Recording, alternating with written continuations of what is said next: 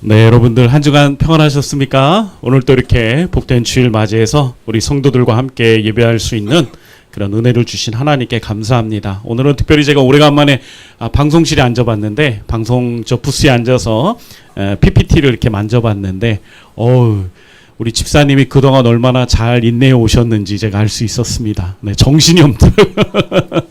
이렇게 찬양을 하다가 이렇게 순차적으로 PPT가 가기보다 중간중간 후렴 때문에 이렇게 건너뛰어야 되는 상황이 될 때 굉장히 어디에 있는지 슬라이드 찾는 게 참 보통 어려운 일이 아닙니다. 네, 우리 늘 이렇게 섬겨주셨던 우리 귀한 형제들로 인하여 감사드리고요. 또 이런 시간들을 통해서 우리 집사님의 귀중함을 또 하나님이 알게 해주셔서 감사합니다. 우리 집사님 오늘 지금 아침에 갑자기 연락 오셨어요. 회사 서버가 다운이 돼가지고 네, 그 해결을 하러 그 출근을 아마 했을 것 같은데, 하여튼 우리 집사님 잘 또 온라인 예배 드리면서 회사에서 업무를 잘 보고 있을 텐데 잘 해결이 됐으면 좋겠습니다. 이 시간엔 여러분 우리 함께 하나님의 귀한 말씀을 좀 나누겠습니다. 오늘은 사도행전 5장 11절에서 16절까지 말씀을 통해서 하나님을 경외하는 교회 세상을 변화시키다라는 제목으로 여러분과 함께 말씀을 나누겠습니다. 제가 11절 한 절 읽고 우리 교독해서 읽고 마지막 절을 합독하겠습니다. 제가 먼저 11절 읽겠습니다.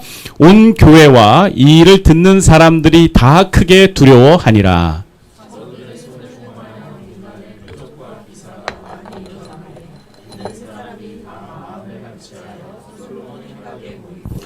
그 나머지는 감히 그들과 상종하는 사람이 없으나 백성이 친송하더라.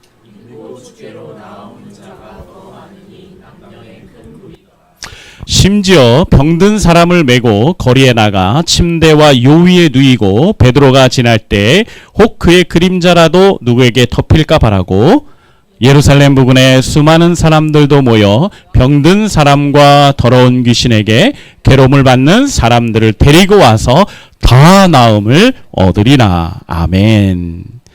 여러분, 어떻게 이제 2024년도 약 2주밖에 남지 않았는데 어떻게 유종민을 잘 거두고 계신가요? 네. 어느새 그냥 2024년 쑥 지나갔죠. 네. 2주밖에 안 남았다니까 진짜 실감이 안 나는 것 같습니다. 특별히 올해 연말은 정말 우리에게 드라마틱한 연말인 것 같습니다. 그죠? 네. 자칫하면 올해 연말이 우리에게 매우 우울할 뻔했습니다.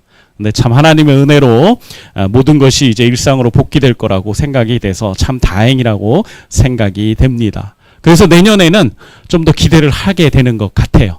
내년에 좀 더 좋은 일들, 좀 더 성숙되고 또 성장하는 좋은 기회들이 바로 우리 성도들 모두에게 일어날 수 있었으면 좋겠습니다. 특별히 지금 우리나라를 비롯해서 국제 정세는 갈수록 혼란스럽고 답답한 상황에 빠지고 있습니다. 많은 나라들이요, 여러분, 전쟁과 내전을 치르고 있습니다. 수많은 사람들이 지금 전쟁터에서 죽어가고 있고 다치고 있습니다. 제가 아침에 한번 검색을 해보니까 지금 우리 전 세계에서 전쟁이 일어나고 있는 지역이 열 몇 곳이 되더라고요. 얼마나 많은지요. 거기서 나오는 수많은 사상자들이 10,000명대 막 이렇게 넘어가는 것들을 보는데 너무나 마음이 아팠습니다. 여러분, 정말 이런 여러 가지 어려움들 속에서 우리가 살아가고 있다는 것에 대해서 우리가 먼저 좀 감사하고 또 그런 전쟁 중에서 아픔을 겪고 있는 사람들에게 우리가 기도로 함께 그들의 아픔을 공감하는 우리들이 좀 되었으면 좋겠습니다.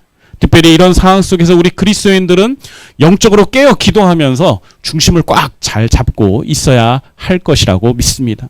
혹시라도 하나님께서 이 나라와 민족을 향한 긍휼과 은혜의 손길을 멈추지 않으시도록 저와 여러분들이 아브라함과 같은 자들이 돼서 이 민족을 하나님이 망하지 않도록 절대로 하나님께서 이 나라를 향한 긍휼의 손길을 빼지 않으시도록 우리가 간절한 중보자가 되어야 될 것이라고 믿습니다.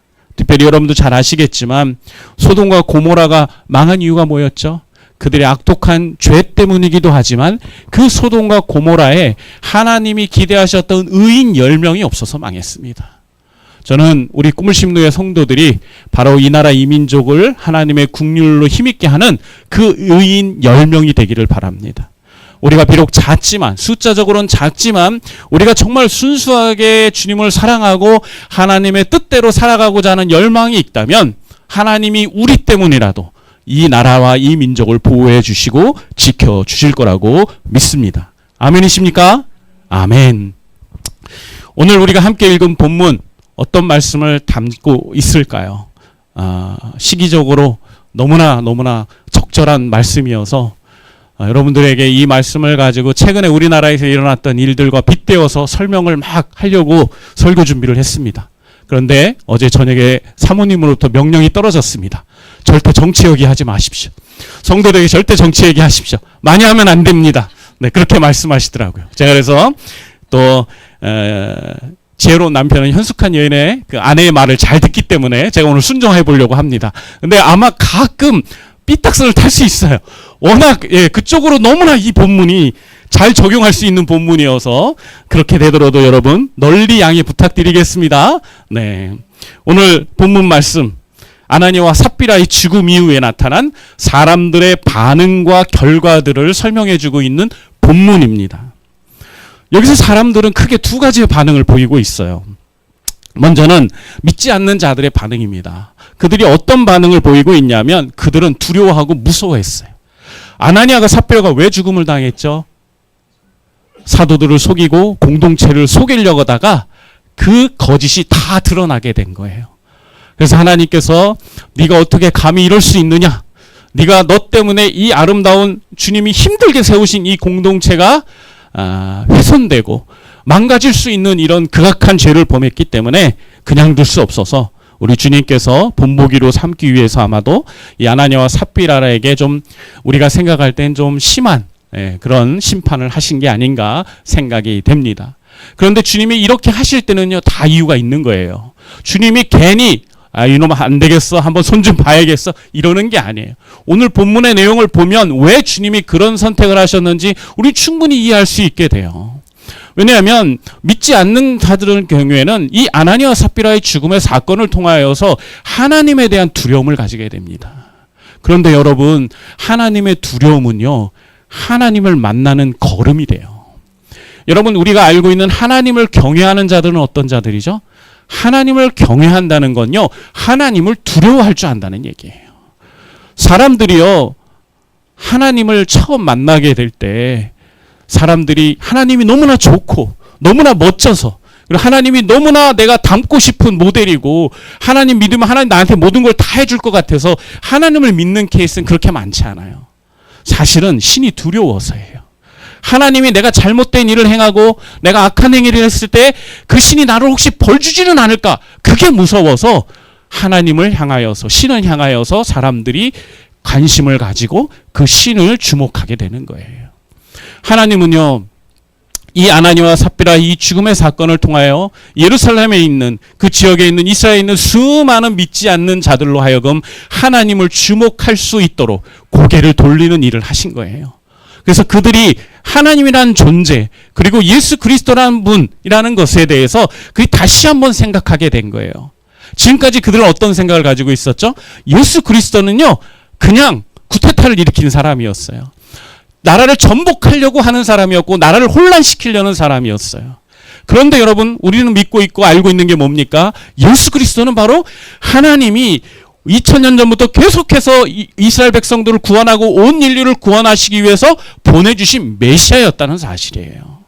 그런데 그들은 그런 인식을 갖지 못했고, 그리고 그런 생각을 하지 못했죠. 그래서 하나님께서는 오늘 이 일을 통하여서 진정 예수 그리스도야말로 너희들을 위해서 내가 보낸 바로 메시아하고 하나님의 아들이다라는 것을 보여주신 거예요. 사도들이 놀라운 기적을 통하죠. 오늘 본문 말씀을 보면 계속해서 사도들이 기적을 행하게 됩니다. 비적과 기적이 여러 계속해서 일어났다고 성경은 기록하고 있어요. 그래서 그런 일들 통하여서 아직 예수 그리스도를 거부하고 있었던 사람들, 아직 예수에 대해서 관심조차 두지 않았던 사람들이 이 사건을 계기로 어떻게 하기 시작했다고요? 예수님을 바라보기 시작하고 정말 예수님을 믿는 사람들이 주장하는 대로 그가 이스라엘 역사 가운데 약속해 주셨던 메시아인지를 그들이 생각하기 시작을 했던 것입니다. 또 어떤 부류의 사람들은 이 사람들이 너무나 무서워서 상종하지 않으려고 했다고 오늘 성경은 기억하고 있습니다. 상종하지 않았다고 하는 것은 이 사람들을 피해 다녔다는 얘기예요. 왜냐하면 이 사람들의 그 영적인 모습들을 보니까 이게 일반적으로 우리가 생각하는 한 이성적인 사고를 넘어가는 범죄 일들이 이 예수 믿는 사람들 가운데 너무 많이 일어나고 있었던 거예요. 그래서 그들이 두려워서 어떻게 한 거예요? 그들과 상종하지 않기로, 혹시라도 자신들이 휘말려지지 않기를 바랬던 것입니다. 근데 여러분, 왜 그랬을까가 중요해요. 왜 이들이 상종하지 않기를 원했을까요? 그것은요, 바로 아나니아와 삽비라 같이 자신들도 혹이라도 사도들 앞에서 죽임을 당할까 두려운 마음이 있었기 때문인 거예요. 여러분, 아나니아와 삽비라만 거짓된 행위를 했을까요? 아마 수많은 사람들이 하얀 거짓말 정도, 성령을 속이는 그러한 것들을 아무런 양심의 가책도 없이 그런 일들과 죄악들을 행하고 살았을 거예요. 유대인들은 날 때부터 유대인으로서 하나님을 경외하는 백성들이잖아요. 그런데 그들이 실제로는 하나님을 경외한다고 하고서 그들의 삶은 어땠을까요? 하나님의 말씀대로 살지 못하는 삶을 살았었죠. 그런 모습들이 만약 거룩한 저 사도들 앞에 섰을 때 자신들의 그 잘못된 것, 지금까지 숨겨왔던 것들이 다 드러나게 되면 어떻게 될까요? 그들도 어쩌면 아나니아와 삽비라 같은 죽음을 당할 수 있다라는 위기감이 그들에게 있었던 거예요. 그래서 그들은 피하고 할 수만 있으면 그들과 함께 하지 않으려고 노력을 했던 것입니다. 그런데 그들의 마음 가운데는 그런 와중에도 예수 그리스도에 대한, 하나님에 대한 마음들이 더더욱더 꿈틀거리고 생각나기 시작을 했던 것입니다. 하나님은 바로 이 아나니아와 삽비라의 죽음을 통하여 이 믿지 않는 자들에게 이러한 일들을 만들어가고 계셨던 것이에요. 그러면 우리 믿는 사람들에게는 어떤 일이 일어났을까요? 오늘 성경을 보니까 믿는 사람들에겐 너무나 좋은 일들이 많이 일어났습니다. 무엇보다도요, 오늘 12절 말씀을 보면 이들이 놀라운 표적과 기적이 많이 일어나는 그런 순간들 가운데 이들이 다 마음을 같이 해서 솔로몬 행각에 모이기 시작한 것을 우리는 보게 됩니다. 이것이 왜 좋은 일일까요? 지금까지 이 사도행전 5장 전까지만 해도 이스라엘 백성들은요, 예수님을 믿는 우리 크리스찬들, 그리스도인들은 어디서 모였습니까? 집에서 모이거나 마가의 다락방과 같은 그런 골방에 모였다는 거예요. 외부에게 노출되지 않는, 공개되지 않는 장소에서 그들이 모였었어요. 그런데 이제 이 사건을 통하여서 예수를 믿는 우리 크리스찬들과 성도들이 용기와 담대함을 마음에 가지게 될 겁니다. 그래서 어떻게 했을까요? 공개적인 장소에 그들이 다 함께 모이기 시작했던 겁니다. 여러분, 이러한 일들이 얼마나 그들의 마음 가운데 놀라운 변화임을 여러분이 이해하셔야 합니다. 그들이 이러한 일들 가운데 이렇게 공개적으로 노출하면서 모이게 되면 여러분, 사실 이것은 굉장히 위험한 일이에요. 어쩌면 이들은 이런 위험을 충분히 감내할 만한 마음의 결단이 생겼다고 우리는 봐야 하는 것입니다. 실제로 이 본문 이후에 우리가 다음 시간에 볼 본문에는 핍박이 시작됩니다. 매우 구체적으로 사도들을 향한 핍박과 성도들을 향한 핍박이 나타나는 것을 우리는 보게 됩니다. 이걸 몰랐을까요? 아니요, 알았어요. 그럼에도 불구하고 그들이 모인 겁니다. 그런 핍박과 그런 죽음의 위협도 그들이 갖고 있는, 그들 안에 하나님이 부어주시는 그 믿음과 확신은 그들 너무나 뜨겁고 열정적으로 그들을 만들어 놓았기 때문인 것입니다. 저는 이 사건을 계기로 예수 믿지 않는 사람들도 예수에게 많이 돌아오게 되었고, 그리고 그리스도인들도 한 단계 믿음의 도약을 이루었다고 저는 생각을 합니다. 공개적으로 자신의 믿음을 지금까지는 조용히 암묵적으로 그냥 내면상으로 믿었던 이 믿음들을 좀 더 표출하며 좀 더 영향력을 미치면서 사람들 앞에 다가가서 와서 정말 이 복음이 예수 그리스도가 정말 메시아인지 아닌지 네가 한번 들어봐라라고 이야기했을 거라고 저는 생각하고 싶습니다. 이러한 놀라운 일들 때문에 어떤 일들이 일어났죠? 14절 한번 같이 볼 걸까요? 13절하고 14절 같이 있습니다. 시작. 그 나머지는 감히 그들과 상종하는 사람이 없으나, 그 다음에 뭐예요? 백성이 친송하더라. 할렐루야. 14절은요, 믿고 주께로 나오는 자가 더 많으니 남녀의 큰 무리더라. 보세요. 어떤 일이 일어났어요? 하나님께서 그들의 안타까운 죽임이지만 그 죽음을 통하여서 지금 수많은 예루살렘에 있는 백성들이, 이스라엘 백성들이 주님 앞에 찬송하며 나오기 시작했던 거예요. 그런데 중요한 것은 무엇입니까? 예수 믿는 사람들만 하나님을 예배하고 찬양한 게 아니죠. 예수 믿지 않는 사람들도 그들을 보면서 칭송하고 인정하고 영광을 하나님께 돌렸다는 거예요. 그러면서 어떤 일이 일어났습니까? 그토록 그들이 기도했고 우리도 기도하는 놀라운 구원의 역사가, 하나님 나라의 확장이, 복음의 선포가 지금 오늘 이루어지고 있는 것입니다. 여러분, 우리는 이걸 통해서 교훈과 도전을 받아야 합니다. 여러분, 우리가 침묵하는 게 다가 아닙니다. 우리가 핍박이 무서워서 사람들이 우리를 어떻게 평가할까가 두려워서 우리가 침묵하는 게 다가 아닙니다. 때로는 우리가 이 이스라엘 백성들처럼 담대하게 예수의 제자들처럼 나가서 외쳐야 합니다. 그리스도께서 이루신 일들을 증거하고 그리스도께서 우리 삶에 나타내는 그 놀라운 일들을 우리가 목소리 높여서, 목청 높여서 외쳐야 하는 것입니다. 그렇게 할 때 여러분, 사람들이 싫어하는 사람도 있겠지만 어떤 사람들은 우리의 그 외침을 듣고 마음의 변화를 갖고 주님 앞에 나오는 놀라운 역사가 일어날 수 있는 것입니다. 세상은 갈수록 우리 그리스도인들에게 침묵하라고 이야기합니다. 이번에 대통령의 계엄 선포와 탄핵의 이런 전국들 가운데서 많은 목회자들과 그리스도인들이 발언을 했습니다. 많은 이야기들을 SNS에 쏟아내고 많은 일들이 일어났어요. 신부님들 뿐만 아니라 우리 교회 목사님들도 시국선언이란 이런 것들도 해보고 참 많은 노력들을 하는 것들을 보게 됐습니다. 어떤 사람들은 목사님들이 그러고 교회들이 그런 모습을 보면서 손가락질을 했어요. 목사가 목회만 하면 될 것이지 왜 정치 문제에 시비를 거느냐, 왜 정치 지도자들에게 있어서 너희들 기도만 하면 됐지 왜 너희들이 이 시국에 이런 선언 같은 걸 하느냐라고 정죄하는 사람들도 있었습니다.